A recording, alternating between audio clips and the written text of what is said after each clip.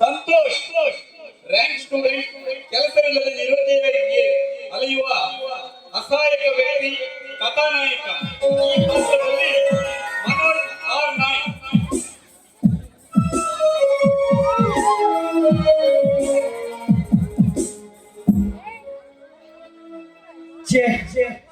ಇದೆಂತ ನೀಚ ಸರ್ಕಾರ!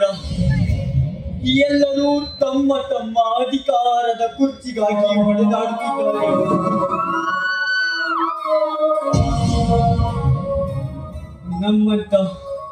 ನಮ್ಮಂತ ವಿದ್ಯಾವಂತ ಯುವಕರಿಗೆ ನೌಕರಿ ಕೊಡಿಸೋ ಒಂದು ಸಣ್ಣ ಭರವಸೆಯನ್ನು ಕೊಡುತ್ತಿಲ್ಲ.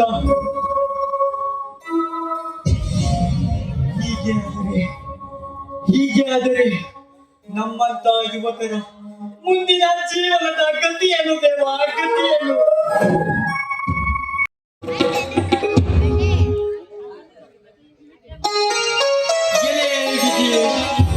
ಎಂತಹ ಪರಿಯಾಗಿ ಹೆಜ್ಜೆ ಹೆಜ್ಜೆಗೂ ಅಡ್ಡ ಬರುತ್ತಿರುವೆ ಈ ಅನಾಥ ಸಂತೋಷ. ಚಿಕ್ಕಂದಿನಿಂದಲೇ ನನ್ನ ತಂದೆ ತಾಯಿಗಳನ್ನ ಕಿತ್ತುಕೊಂಡೆ. ದೊಡ್ಡ ಅಧಿಕಾರಿಯಾಗಬೇಕೆಂದು ಅವರಿವರ ಮನೆಗೆ ಪೇಪರ್ ಹಾಕಿ ಇಲ್ಲಿಯವರೆಗೂ ಕಲಿಯುತ್ತಾ ಜೀವನ ಸಾಗಿಸಿದೆ.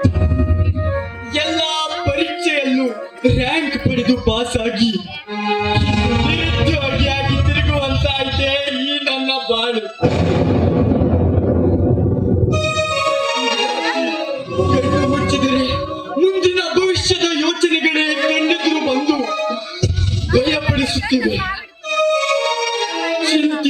ಚಿಂತಿಸಿ ನನ್ನ ಜೀವನವೇ ಬೇಸರವಾಗಿ ಹೋಗಿದೆ. ಈ ರಸ್ತೆ ನೋಡ್ರಿ, ಎಷ್ಟೋ ಜನ ಓಡಾಡ್ತಾರೆ ಈ ರಸ್ತೆ ಮೇಲೆ. ಆದ್ರೆ ಯಾರಿಗೂ ಯಾರ ನೋವು ಸಮೇತ ಗೊತ್ತಾಗಲ್ಲ. ಅದೇ ರೀತಿ ನನ್ನೊಳಗೆ ಎಷ್ಟೋ ಯುದ್ಧಗಳು ನಡೀತಾ ಇದ್ದಾವೆ ಅನ್ನೋದು ಯಾರಿಗೆ ತಾನೇ ಗೊತ್ತಾಗುತ್ತೆ ಹೇಳ್ರಿ? ದೇವ್ರೆ, ಬರೀ ಕಣ್ಣೀರಲ್ಲೇ ಕೈ ತೊಳೆಯುವ ಹಾಗೆ ಮಾಡಿದ್ಯಲ್ಲ ದೇವ್ರೆ. ಹಣವೆಂದರೆ ಹೆಣವು ಬಾಯಿ ಬಿಡುವ ಈ ಸಮಾಜದಲ್ಲಿ ನನ್ನಂತ ಬಡಪಾಯಿಗಳಿಗೆ ನೌಕರಿ ಸಿಗುವುದಾದರೂ ಹೇಗೆ ದೇವ, ಹೇಗೆ?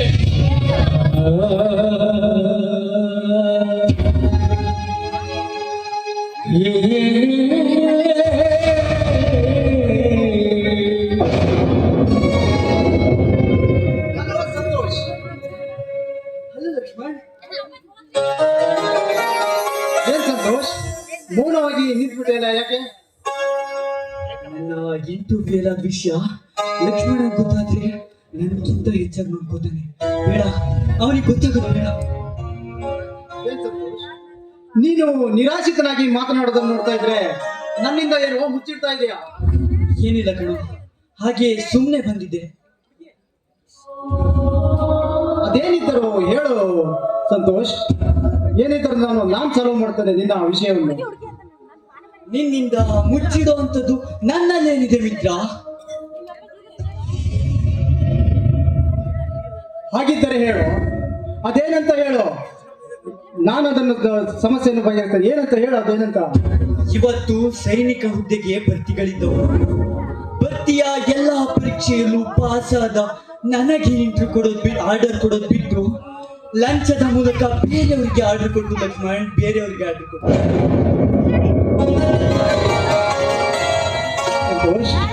ನೋಡು, ಆ ವಿಷಯವನ್ನೆಲ್ಲ ಮನಸ್ಸಿಗೆ ಹಚ್ಕೊಳ್ಬೇಡ. ನೋಡು, ಅದ್ರ ಬಗ್ಗೆ ಏನೋ ಚಿಂತಿಸ್ಬೇಡ.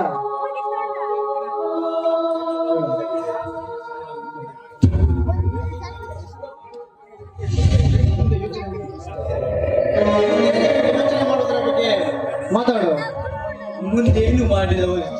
ಮುಂದೇನು ಯೋಚನೆ ಮಾಡಲು ಲಕ್ಷ್ಮಣ?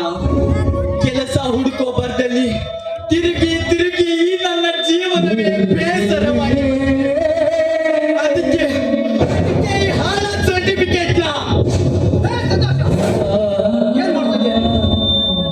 ನೀನು ಇಂಟರ್ವ್ಯೂ ಫೇಲ್ ಆದ ವಿಷಯದಲ್ಲಿ ಈ ಸರ್ಟಿಫಿಕೇಟ್ ಹರಿದು ಹಾಕಿದ್ರೆ ಮತ್ತೆ ನಿನಗೆ ನೌಕರಿ ಸಿಗುತ್ತೆ ಎಂದು ಮಾಡ್ತೀಯಾ? ಬಿಟ್ಬಿಡ ಇದನ್ನ ಆಟವನ್ನು. ಮತ್ತಿನ್ನೇನ್ ಮಾಡ್ಲು ಲಕ್ಷ್ಮಣ? ಈ ನಮ್ಮಂತ ಬಡವರು ಶಾಲೆ ಕಲಿಯೋದು ಬಿಟ್ಟು ಕೂಲಿಗೆ ಹೋಗಿದ್ರೆ ಇವತ್ತು ಈ ಈ ನೌಕರಿ ಹುಡುಕೋ ಜಂಜಾಟನೇ ಬರ್ತಿರ್ಲಿಲ್ಲ. ನೋಡ್ ಸಂತೋಷ್, ನೌಕರಿ ಎನ್ನುವ ಪದ ಪೇಟೆಯಲ್ಲಿ ಸಿಗುವ ವಸ್ತುವಲ್ಲಪ್ಪ. ಅದು ನಮ್ಮ ದೈವದಲ್ಲಿದ್ದರೆ ತಾನಾಗೆ ಹೊರತು ಬರುತ್ತದೆ. ನೋಡ, ಅದ್ರ ಬಗ್ಗೆ ಏನು ಚಿಂತೆ ಮಾಡಬೇಡ. ಇರ್ಲಿ ಬಿಡು ಲಕ್ಷ್ಮಣ. ನನ್ನ ಇಂಟರ್ವ್ಯೂ ಫೇಲ್ ಆದ ವಿಷಯದಲ್ಲಿ ನೀನ್ ಯಾಕೆ ಬೆಂಗಳೂರಿಗೆ ಬಂದೆ ಅನ್ನೋದೇ ಮರ್ತೋಯ್ತು. ನೋಡ್ ಸಂತೋಷ್, ನಮ್ಮಿಬ್ಬರ ಈ ಮಾತಿನ ಚಿಕ್ಕಮಕಿಯಲ್ಲಿ ನಾನೇ ತಕ್ಕಾಗೆ ಬೆಂಗಳೂರಿಗೆ ಬಂದೆ ಅಂತ ಹೇಳುವುದನ್ನೇ ಮರ್ತ್ಬಿಟ್ಟೆ. ಆದ್ರೆ ನಂದು ಕೂಡ PSI ಇಂಟರ್ವ್ಯೂ ಇತ್ಕೊಡ. ನಿನ್ನ PSI ಇಂಟರ್ವ್ಯೂ ಏನಾಯ್ತು ಲಕ್ಷ್ಮಣ? ಸಂತೋಷ್, ಪ್ರತಿ ಎಲ್ಲ ಇಂಟರ್ವ್ಯೂನಲ್ಲೂ ಪಾಸ್ ಆದೆ. ಆದ್ರೆ ಎಲ್ಲ ಇಂಟರ್ವ್ಯೂನಲ್ಲೂ ಒಳ್ಳೆ ರ್ಯಾಂಕ್ ಅನ್ನು ಕೊಟ್ಟಿದ್ದಾರೆ ಕಣೋ. ಮಿತ್ರ, ನನ್ನ ಇಂಟರ್ವ್ಯೂ ಫೇಲ್ ಆದ್ರೂ ಚಿಂತೆ ಇಲ್ಲ. ನಿನಗೆ ಕೆಲಸ ಸಿಕ್ಕಿತಲ್ಲ, ಅದೇ ನಂಗೆ ಹಾಲು ಕುಡ್ದೆ ಸಂತೋಷ ಆಯ್ತು ಲಕ್ಷ್ಮಣ. ಆಯ್ತು ಸಂತೋಷ್, ಇರ್ಲಿ. ಈಗ ನಮ್ಮೂರಿಗೆ ಹೋಗಿ ನಿನ್ ತಂಗಿಯನ್ನು ನೋಡ್ಕೊಂಡು ಬರೋಣ ಅಂತ ಹೋಗೋಣ ನಡೆ. ಇಲ್ಲ ಲಕ್ಷ್ಮಣ, ನನ್ಗೆ ಊರಲ್ಲಿ ಬಹಳ ಕೆಲಸ ಇದೆ. ತೋಟಕ್ಕೆ ಮಣ್ಣು ಹಾಕ್ಬೇಕು, ಗದ್ದೆಗೆ ನೀರು ಬಿಡ್ಬೇಕು, ಇನ್ನು ತುಂಬಾ ಕೆಲಸ ಇದೆ. ಸಮಯ ಸಿಕ್ಕಾಗ ಖಂಡಿತ ನಿಮ್ಮನೆಗೆ ಬಂದು ಹೋಗ್ತೀನಿ. ಹಾಗೆ ನಿಮ್ಮೂರಲ್ಲಿ ನನ್ನ ತಂಗಿ ಸುವರ್ಣ ಹೇಗಿದ್ದಾಳೆ? ಸಂತೋಷ್, ನಿನ್ನ ತಂಗಿ ನಮ್ಮೂರಲ್ಲಿ ಸುವರ್ಣ ಚೆನ್ನಾಗಿದ್ದಾಳೆ. ಅಂದ ಹಾಗೆ ನಿನ್ನ ತಂಗಿಯಾದ ನನ್ನಣ್ಣ ಬಸವಂತನು ಕೂಡ ಚೆನ್ನಾಗಿದ್ದಾನೆ.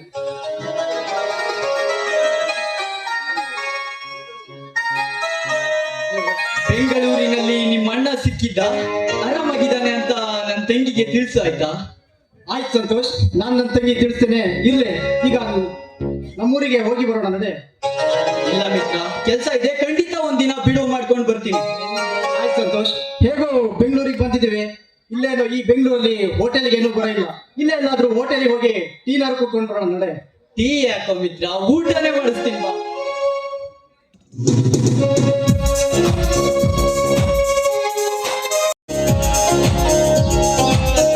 ಮಂಜಣ್ಣ ಅವರಿಗೆ ಧನ್ಯವಾದಗಳು.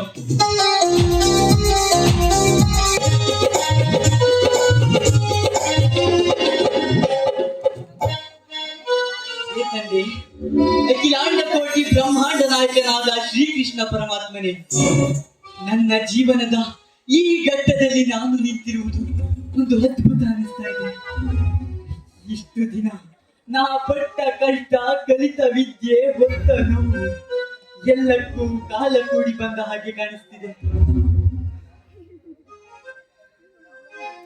ಯಾವ ಹೆಣ್ಣಿದ್ದಾನೆ ಬಂಗಾರ ಅಂದ್ರೆ ಇಷ್ಟ ಇರಲ್ಲ ಹೇಳಿ?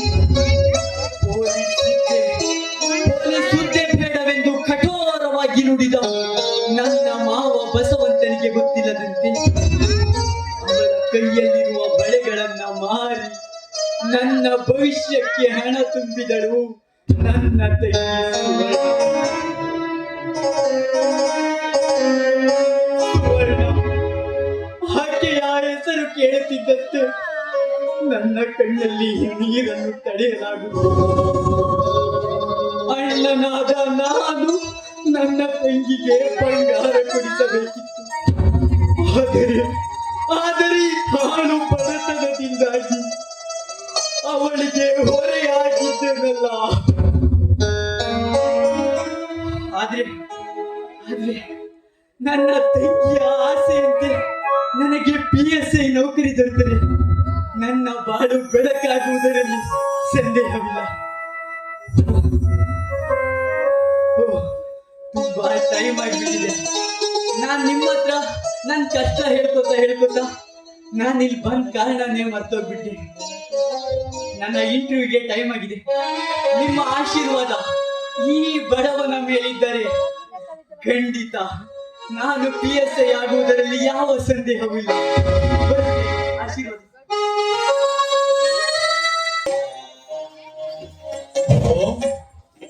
ಯಾರಿದ್ದೀರಾ ಮನೆಯಲ್ಲಿ? ಸ್ವಲ್ಪ ಹೊರಗಡೆ ಬರ್ತೀರಾ? ಯಾರು? ನಾನು ಸುಕನ್ಯಾ, ನಿನ್ನ ಕ್ಲಾಸ್ಮೇಟ್ ಸಂತೋಷ. ಸಂತೋಷ್, ಇದೇನಿದು ನಿನ್ನ ಪೊಲೀಸ್ ವೇಷ? ಇದು ವೇಷವಲ್ಲ ಸುಕನ್ಯಾ, ಇನ್ಮುಂದೆ ಇದೇ ನನ್ನ ನಿಜವಾದ ವೇಷ. ಅಂದ್ರೆ ನಿನಗೆ PSI ನೌಕರಿ? ಹೌದು ಸುಕನ್ಯಾ, ಒಂದ್ ವಾರದ ಹಿಂದೆ ನನ್ಗೆ ನೌಕರಿಗೆ ಆರ್ಡರ್ ಆಗಿದೆ. ಇವತ್ತು ಡ್ಯೂಟಿಗೆ ಜಾಯ್ನ್ ಆಗಲು ಹೊರಟಿದ್ದೆ. ಹಾಗೆ ನಿಂಗೊಂದ್ ಸ್ವಲ್ಪ ವಿಷಯ ತಿಳಿಸಿ ಹೋಗೋಣ ಅಂತ ಬಂದೆ. ಅಂತೂ ನೀನ್ ಪಟ್ಟಿರೋ ಕಷ್ಟ ಶ್ರಮಕ್ಕೆ ಪ್ರತಿಫಲ ಸಿಕ್ತಲ್ಲ, ಅದೇ ನನಗೆ ಸಂತೋಷ. ಹಾ, ಆದ್ರೆ ಕಾಕಿ ಬಟ್ಟೆ ಮೈ ಮೇಲಿದೆ ಅಂತ ಬಡ ಜನರ ಮೇಲೆ ದೌರ್ಜನ್ಯ ಮಾಡಬಾರ್ದು. ಇದೇನು ಸುಕನ್ಯಾ ನಿನ್ನ ಮಾತು? ನಾನೇನು ಶ್ರೀಮಂತರ ಮನೆಯಲ್ಲಿ ಹುಟ್ಟಿ ರಾಜನಂತೆ ಬೆಳೆದವನೇ? ಚಿಕ್ಕವನಿಂದಲೇ ತಂದೆ ತಾಯಿಗಳನ್ನ ಕಳೆದುಕೊಂಡು ಬಡತನದ ಭೂತಕ್ಕೆ ಸಿಕ್ಕಿ ಬಳಲಿ ಬೆಂಡಾದ ನನಗೆ ಬಡವರ ನೋವು ಏನೆಂಬುದು ಚೆನ್ನಾಗಿ ಗೊತ್ತು ಸುಕನ್ಯಾ, ಚೆನ್ನಾಗಿ ಗೊತ್ತು. ಸಂತೋಷ್, ಕಾಕಿ ಕವಚ ಮೈ ಮೇಲೆ ಬಂದ್ಮೇಲೆ ಬಡವರು ನನ್ನವರು ತನ್ನವರು ಅನ್ನೋದೆಲ್ಲ ಕನಸಿನ ಮಾತು. ಯಾಕೆ ಸುಕನ್ಯಾ, ಈ ಸಂತೋಷನ ಮೇಲೆ ನಿನಗೆ ಅನುಮಾನನಾ? ಹಾ, ಸತ್ಯ, ನ್ಯಾಯ, ನೀತಿ, ಧರ್ಮವೇ ನನ್ನ ಪ್ರಾಣದ ಉಸಿರು. ಬಡವರೇ ನನ್ನ ಬಂಧುಗಳು. ಬಡವರ ಹೊಟ್ಟೆಗೆ ಹೊಡೆದು ಕಾನೂನಿನ ಕಣ್ಣಿಗೆ ಮಣ್ಣೆರಚಿ ಬದುಕುತ್ತಿರುವ ಗೋಮುಖ ನರವ್ಯಾಘ್ರಗಳನ್ನ ಹಿಡಿದು ಅವರಿಗೆ ಶಿಕ್ಷೆ ಕೊಟ್ಟು ಬಡವರಿಗೆ ನ್ಯಾಯ ಕೊಡದಿದ್ದರೆ ನನ್ನ ಹೆಸರು ಪೊಲೀಸ್ ಸಬ್ ಇನ್ಸ್ಪೆಕ್ಟರ್ ಸಂತೋಷನೇ ಅಲ್ಲ. ಇದು ನಾ ದೊಡ್ಡ ಕಾಕಿ ಸಾಕ್ಷಿಯಾಗಿಯೂ ಸತ್ಯ. ಹೋಗ್ಲಿ ಬಿಡಿ. ಹಾ ಸಂತೋಷ್, ಮಾತಿನ ಬರದಲ್ಲಿ ನಿನ್ಗೆ ಕಾಫಿ ಕೊಡೋದನ್ನೇ ಮರ್ತ್ಬಿಟ್ಟೆ. 5 ನಿಮಿಷ ಇರು, ಕಾಫಿ ಮಾಡ್ಕೊಂಡು ಬರ್ತೀನಿ. ಬೇಡ ಸುಕನ್ಯಾ, ಬೇಡ. ಈಗಾಗಲೇ ಡ್ಯೂಟಿಗೆ ಟೈಮ್ ಆಗಿದೆ. ನೆಕ್ಸ್ಟ್ ಸಲ ಬಂದಾಗ ಊಟನೇ ಮಾಡ್ಕೊಂಡು ಬರ್ತೀನಿ. ಸರಿ, ಹೋಗ್ಬನ್ನಿ.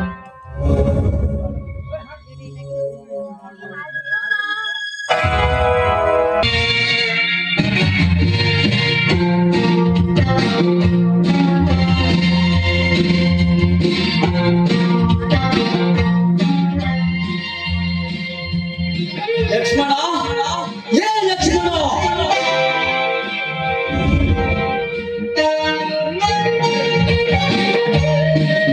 ಲಕ್ಷ್ಮಣ ಬಾರ ಅವ್ರಿಗೆ.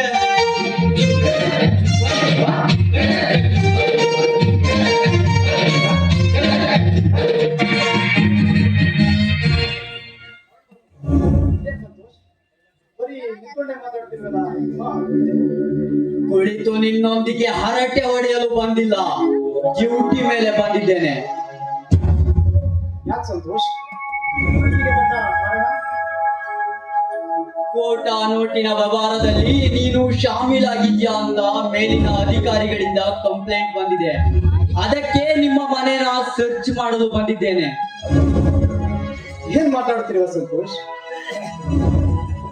ಏನ್ ಮಾತನಾಡುತ್ತಿರುವೆ? ನೋಡ್ ಸಂತೋಷ್, ನನಗೂ ಈ ಕೋಟಿ ನಾಟಿನ ವ್ಯವಹಾರದಲ್ಲೂ ಯಾವುದೇ ಶಾಮೀಲಾಗಿಲ್ಲ. ನೋಡು, ನನ್ನ ಮಾತು ಕೇಳು. ನಿನ್ನ ಮನೆಯನ್ನ ಸರ್ಚ್ ಮಾಡಿದ ನಂತರ ಒಂದು ವೇಳೆ ಕಳ್ಳ ಮಾಲು ಸಿಕ್ಕಿತೆಂದರೆ ನಿನ್ನನ್ನ ಅರೆಸ್ಟ್ ಮಾಡಿಕೊಂಡು ಹೋಗಲು ಬಂದಿದ್ದೇನೆ.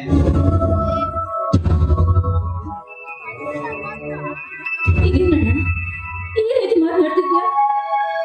ನನ್ನ ಮೈದನ ಅಂತವನಲ್ಲಣ್ಣ. ಯಾಕಣ್ಣ ನನ್ನ ಮನೆತನದ ಮೇಲೆ ನಿನಗೆ ಅನುಮಾನದ?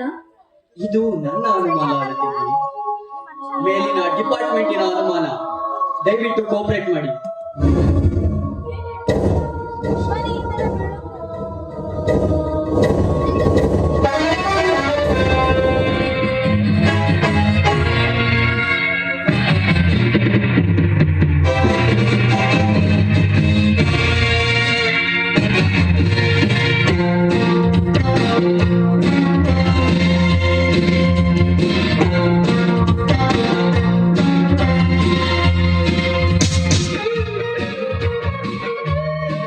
ಇದರಲ್ಲಿ ಸ್ಕೂಲ್ ಸರ್ಟಿಫಿಕೇಟ್ ಇದ್ದರೆ ಬಿಡುತ್ತೇನೆ, ಅಥವಾ ಕಳ್ಳ ಮಾಲಿದ್ದರೆ ಚಾವಿ ಕೊಡು.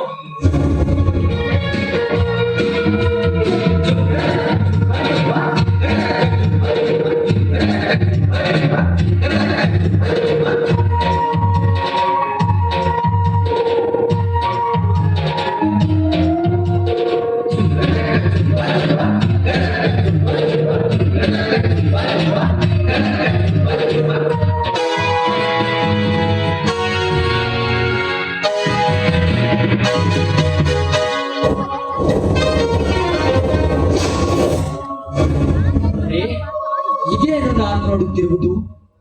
ನನ್ನ ಮೇಲಧಿಕಾರಿಗಳು ಹೇಳಿದ ಹಾಗೆ ಇದರಲ್ಲಿ ಕಳ್ಳ ಮಾಲಿದೆ.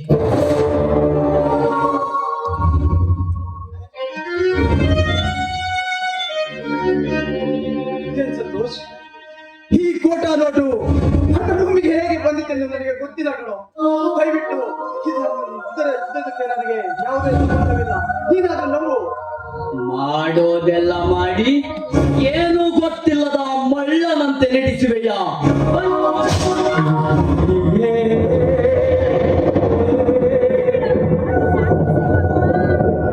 ಒಳ್ಳೆ ಸಂತೋಷ್, ಒಳ್ಳೆ ನಿನಗೆ ತೃಪ್ತಿಯಾಗುವವರೆಗೆ ಒಳ್ಳೆ. ಚಿಕ್ಕಂದಿದ್ದರೆ ಒಂದೇ ಸ್ಕೂಲಿನಲ್ಲಿ ಓದಿ ಬೆಳೆದ ನನ್ನ ಗುಣಗಳು ನಿನಗೆ ಗೊತ್ತಿದೆ. ಎದುರಿಗೆ ಬಂಗಾರ ಬಿದ್ದರು ಅದನ್ನು ಕಣ್ಣೆತ್ತಿ ನೋಡದ ನಾನು ಈ ಕೋಟಾ ನೋಡಿನ ಶಾಮೀಲಾಗಿದೆ ಅಂತ ಹೇಳ್ತಿದ್ಯಲ್ಲ. ಅದೆಲ್ಲ ತಲೆ ಅಳತೆ ನನಗೆ ಬೇಕಾಗಿಲ್ಲ. ಮಾಲ್ ಸಮೇತ ಸಿಕ್ಕಾಕೊಂಡಿರೋ ನಿನ್ನ ಅರೆಸ್ಟ್ ಮಾಡಿ ಕರ್ಕೊಂಡು ಹೋಗೋದೇ ನನ್ನ ಕರ್ತವ್ಯ. ಇದರಲ್ಲಿ ಯಾರು ಕೈ ಮಾಡೋದಿಲ್ಲ. ನನ್ನ ಮೈದುನ ಅಂತ ತಪ್ಪು ಮಾಡಬಲ್ಲ. ಇಲ್ಲ ತಂಗಿ, ಹಾಗೆ ಬಿಡಲಿಕ್ಕೆ ಮಾಲ್ ಸಮೇತ ಸಿಕ್ಕಾಕೊಂಡಿರೋ ಇಂಥ ಕಳ್ಳರನ್ನ ಬಿಟ್ಟರೆ ನಾನು ನನ್ನ ಕರ್ತವ್ಯಕ್ಕೆ ಮೋಸ ಬಗೆದಂತಾಗುತ್ತದೆ, ದ್ರೋಹ ಬಗೆದಂತಾಗುತ್ತದೆ. ಹೀಗಾಗಿ ಅರೆಸ್ಟ್ ಮಾಡಲೇಬೇಕು. ಕೋಪರೇಟ್ ಮಾಡಿ. ಏನ್ ಸಂತೋಷ್, ನೋಡು, ಇದರಲ್ಲಿ ನಂದೇನು ತಪ್ಪಿಲ್ಲ. ನನ್ನನ್ನು ಬಿಟ್ಬಿಡು ಸಂತೋಷ್, ನನ್ನನ್ನು ಬಿಟ್ಬಿಡು.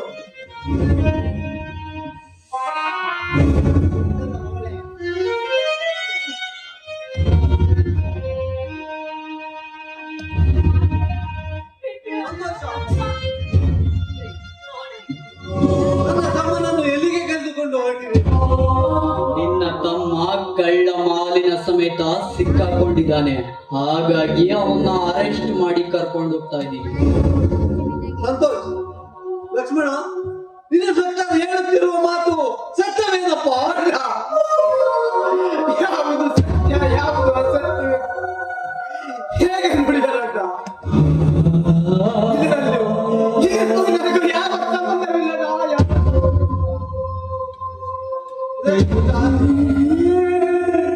ಇದೊಂದು ಸಾರಿ ನನ್ನ ತಮ್ಮನ ತಪ್ಪನ್ನು ಮನ್ನಿಸಿ ಅವನನ್ನು ಬಿಟ್ಟು ಬಿಡಿ. ನಿಮ್ಮ ಕಾಲಿಗೆ ಬಿದ್ದು ಬೇಡಿ.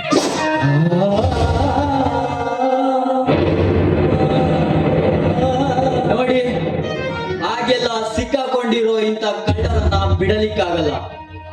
ಅದೇನಿದ್ದರೂ ಕಾನೂನಿನ ಪ್ರಕಾರ ಕೋರ್ಟಿನಲ್ಲಿ ಬಂದು ವಾದ ಮಾಡಿ. ಅಲ್ಲಿ ಗೊತ್ತಾಗುತ್ತದೆ ಕಳ್ಳನೋ ಅಪರಾಧಿಯೋ ನಿರಪರಾಧಿಯೋ ಎಂದು. ಕಣ್ಣಿಗೆ ಕಾಣದ ನಾಟಕಕಾರ ನಿನಗೆ ನನ್ನ ನಮಸ್ಕಾರ. ಕಣ್ಣಿಗೆ ಕಾಣದ ನಾಟಕಕಾರ ನಿನಗೆ ನನ್ನ ನಮಸ್ಕಾರ. ಪಾಠಗಳಲ್ಲಿ ತಿರುಗಳೆಳೆದು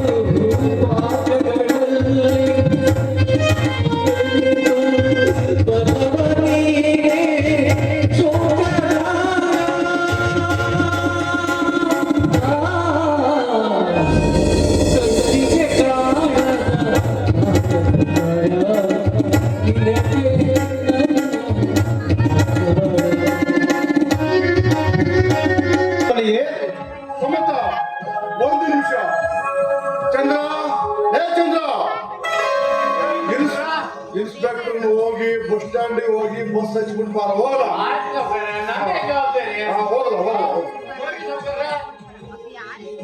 ಸರ್, ನಾನಿನ್ನು ಬರುತ್ತೇನೆ. ಆದ್ರೆ 25 ವರ್ಷಗಳ ಹಿಂದೆ ಅರಸೀಕೆರೆ ಸ್ಟೇಷನ್ ನಲ್ಲಿ ಸಾವಿಗೀಡಾದ DIG ವಿಶ್ವನಾಥ್ ಅವರ ಇನ್ವೆಸ್ಟಿಗೇಷನ್ ಅನ್ನ CBIಗೆ ಒಪ್ಪಿಸಿದ್ದಾರೆ. ಅಂದರೆ 22 ವರ್ಷಗಳ ಹಿಂದೆ ಜನವರಿ 14ರಂದು ನಡೆದ ಮಕರ ಸಂಕ್ರಮಣದಿಂದ ನಡೆದ ಆ ಕೇಸಲ್ಲಿ ಸಪ್ತ ವಿಶ್ವನಾಥನೇ. ಹೌದು ಸರ್, ಅದೇ ವಿಶ್ವನಾಥ. ಆರೋಪಿಗಳೇನಾದರೂ ಸಿಕ್ಕಿಬಿದ್ದರೆ ಅವರ ಕತೆ ಮುಗೀತು. ಹೋಗಿ. ಹೇ,